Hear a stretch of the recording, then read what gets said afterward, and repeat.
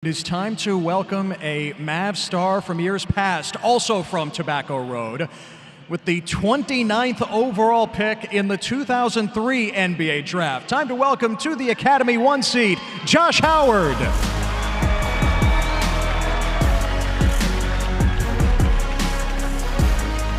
at this guy. He could give you minutes right away. I was working in the front office when this guy was drafted way back 22 years ago. It is good to see Josh again. Yes, sir. Good to see you guys. He can still go left. Yes. He can still go left. Definitely can.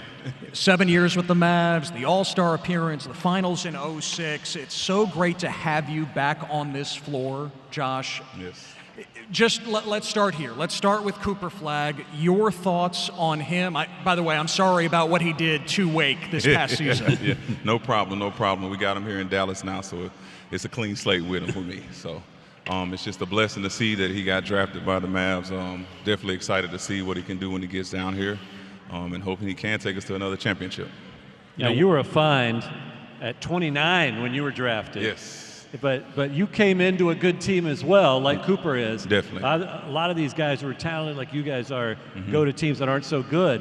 What is the benefit that you felt by playing on a really good team right out of the box? Oh, man. Well, I came in with three upcoming Hall of Famers / All-Stars in Dirk, Steve, and Finley. And those guys mentored me to the point where I had to be a professional. You know, they made sure I understood come early, stay late. Be professional on and off the court, man, and it helped me have a long career here. So what was draft night like for you? I mean, what was the 6 weeks following, the combine and whatever, man. And then you get to that night and you're sitting and were you in New York? No, I was in Winston-Salem, my hometown. So what was that like? Well, it was definitely a monumental moment in my life.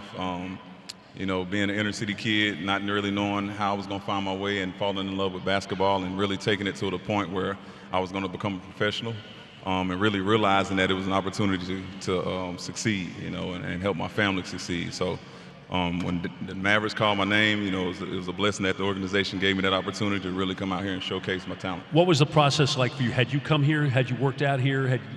Nope, I was slated to be a lottery pick, but ended up falling, which was a good thing. So I'd take that any day. But the Mavericks didn't work me out, and I never forget coming in the house and at the end of the first round, and I heard my name called, and it was from the Mavs. Josh, let's take a look here. Oh, wow. Back in 2003, you're welcome to Dallas. Nelly presenting you with the jersey. What's going through your mind? It's still unbelievable. To this day, just even looking right now, I remember we had to get on the plane that night before or that next day to come down here and meet Nelly, and it was just an amazing moment, man. Just seeing this right now is surreal. Look at him. He looks the same. Yeah. The man doesn't age. He looks absolutely the same. I got a little gray hair, but other than that, though, we good. Okay, Josh, so now you're a coach. I Yes. came and saw you coach a couple years ago. Yes, you did. Tell everybody where you're coaching at. So I'm coaching at the University of North Texas at Dallas. Nice. Just to be specific, at Dallas. All right, so I remember I was working for the team in the front office when you were there, and you may have been a challenge for some of your coaches in your career early on.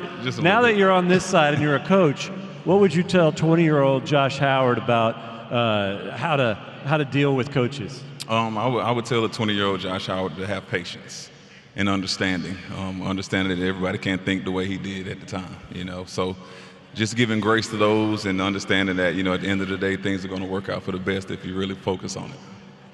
So, who are your coaching influences? I mean, do you do Nelly stuff? Do you do Avery stuff? Do you everybody that you played for? I still got a little Nelly stuff going. Definitely got some Avery defensive things going. Coach Prosser at Wake Forest, I do a lot of his continuity offense things.